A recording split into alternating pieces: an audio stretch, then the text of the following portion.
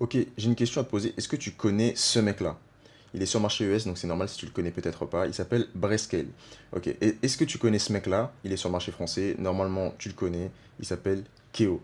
Tu es censé au moins être tombé une fois sur ton scroll TikTok ou sur ton scroll Instagram parce qu'il est très très très présent sur les réseaux sociaux. Ok, ces mecs-là, ils ont un premier point commun, c'est que quand tu vas taper leur blaze, leur nom d'utilisateur, leur prénom sur la barre de recherche Instagram, tu vas voir qu'ils ont plusieurs comptes. Donc là, c'est pour le premier cas sur le marché US et là, c'est sur le deuxième cas sur le marché français. Tu vas voir qu'ils ont plein de comptes. Ok. Et ça, c'est exactement leur stratégie d'omniprésence sur les réseaux sociaux. Quelle est la stratégie utilisée? Je vais te l'expliquer dès maintenant. La stratégie utilisée, c'est le clipping vidéo. C'est-à-dire que tous les comptes que tu vois ici, là, sur Instagram, c'est des comptes qui reprennent leur contenu long, parce que je vais t'expliquer ce que c'est donc, le clipping vidéo. Donc, c'est reprendre le contenu long et en faire du contenu court. Donc, tous ces comptes-là, c'est exactement ça. Ils prennent leur vidéo YouTube, ils la découpent de façon intelligente et ils la repostent sur plusieurs comptes. Ok.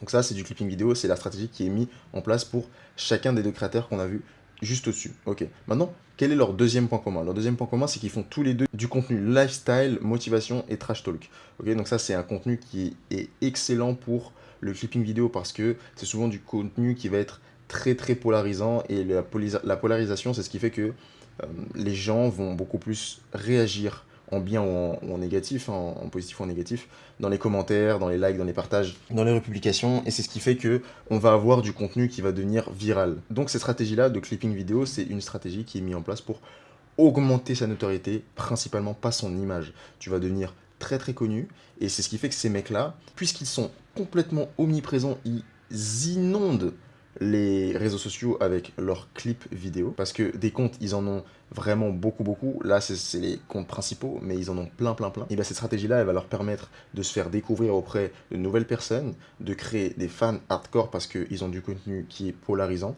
et ils vont ajouter ces nouvelles personnes-là dans leur business. Ils vont faire grossir leur lead, ils vont faire grossir leur compte en banque, leur business, leur CA. Et tout ça avec cette stratégie-là qui est le clipping vidéo. Les précurseurs sur le marché FR, je dirais que c'est Yomi Denzel et Oussama Ammar. C'est eux qui ont commencé vraiment à envoyer. Il y a aussi Alexis Chen là aussi qui a pas mal fait ça.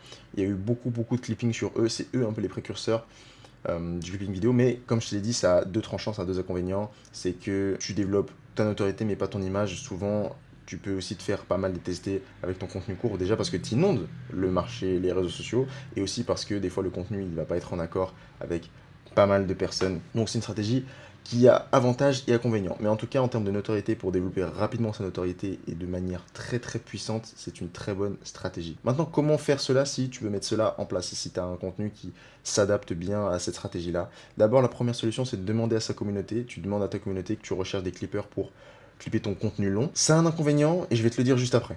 La deuxième stratégie, c'est d'utiliser Whoop. Whoop, qu'est-ce que c'est? C'est une plateforme qui te permet de créer un pool, un groupe, où tu vas mettre ton contenu long à l'intérieur et tu vas dire Eh oh, je recherche des clippers. Là, l'avantage, c'est que c'est pas que les gens de ta communauté, c'est aussi les gens extérieurs qui ne te connaissaient pas qui vont arriver et qui vont faire Ok, moi, je veux clipper tes vidéos et tu vas bien sûr les payer. Ah, ce que j'ai pas dit, c'est aussi pour la stratégie numéro 1, demande à sa communauté, il va falloir que tu rémunères bien évidemment ta communauté, mais ça tu le sais déjà.